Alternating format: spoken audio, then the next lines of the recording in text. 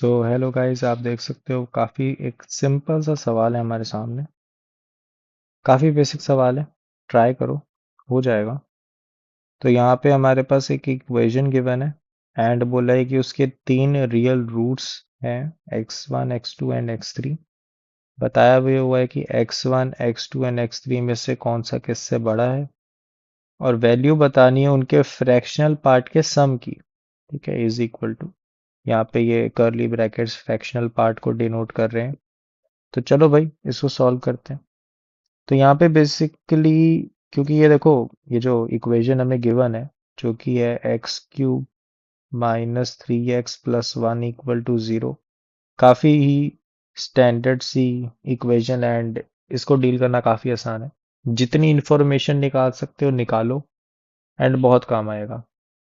जैसे कि अगर मैं इसका डेरिवेटिव कर दूं तो 3x² -3, ठीक है, ये हमारे पास आ जाएगा। इसका डेरिवेटिव लेट से ये एफ डैश ऑफ एक्स है और इसको मैं एफ ऑफ एक्स मान रहा था। तो यहाँ पे मेरे पास आ जाता है कि अगर मैं इसको ज़ीरो रखूं तो जो क्रिटिकल पॉइंट्स आ रहे हैं वो हमारे पास +-1 आ रहे हैं। तो इसका मतलब ये +-1 पे ज़ीरो हो रहा है।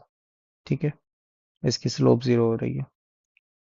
तो अगर मैं मान लो ये 1 हो गया, ठीक है, एंड मान लो ये -1 है, तो यहाँ पे हमारे पास जो इसका ग्राफ आता है उसमें पहले तो मुझे देखना पड़ेगा 1 पे क्या वैल्यू आ रही है।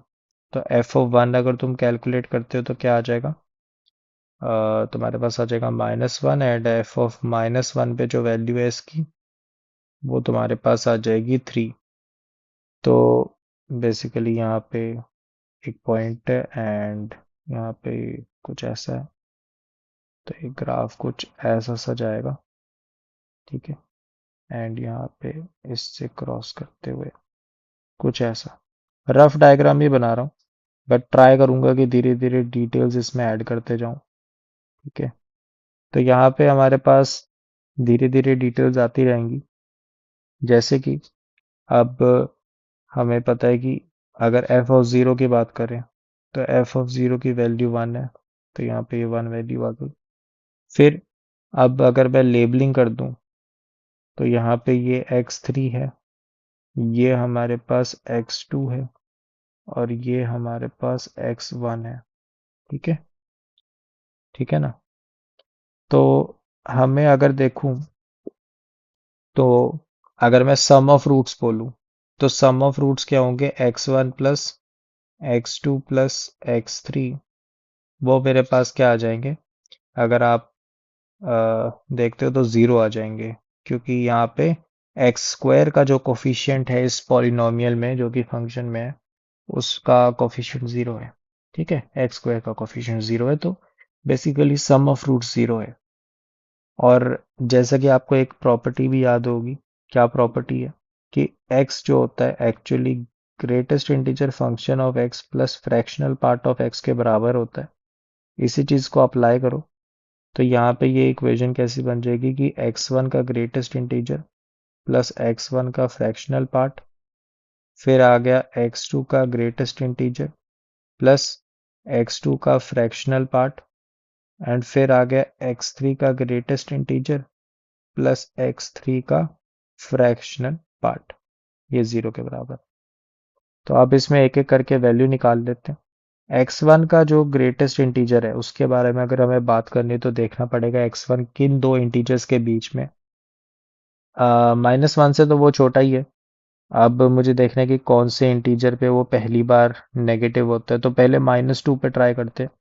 तो f ऑफ -2 की अगर तुम वैल्यू निकालोगे तो क्या निकलेगा, वो आ जाएगी -8 प्लस 6 प्लस 1। तो -1 आ रहा है, मतलब नेगेटिव हो गया, तो -2। तो x1 जो है -2 और -1 के बीच में है। तो x1 की जो ग्रेटेस्ट इंटीजर है वो अपने पास -2 आएगा।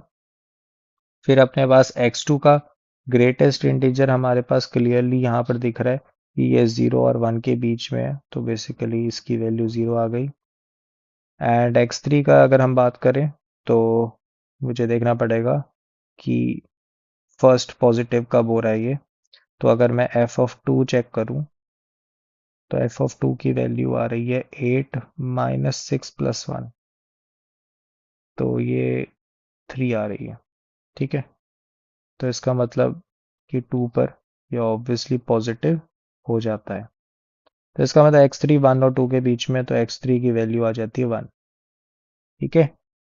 तो अब देख लो ये क्या बन रहा है। तो यहाँ पे बेसिकली x1 का फ्रैक्शनल पार्ट प्लस x2 का फ्रैक्शनल पार्ट प्लस x3 का फ्रैक्शनल पार्ट प्लस, अब ये जो 3 मैंने कैलकुलेट करे थे उनका सम अगर मैं कर दूं तो -1 आ रहा है। तो उसको अगर मैं दूसरी साइड लेके जाऊं तो ये 1 के बराबर आ रहे हैं। So this is the correct answer. जो इसका करेक्ट आंसर है क्वेश्चन का वो हो जाएगा 1। तो काफी एक सिंपल सा सवाल था, ग्राफ बेस्ड ही था।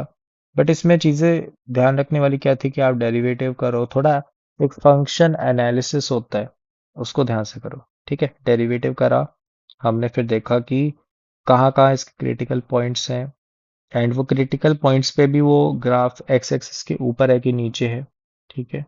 एंड फिर उसके बाद धीरे धीरे एक एक पॉइंट पे वैल्यू चेक करी, एंड काफी एक बेसिक सा सवाल था एंड सॉल्व हो गया, ठीक है। तो आई होप सो समझ आ गया होगा। मिलते हैं और क्वेश्चंस के साथ।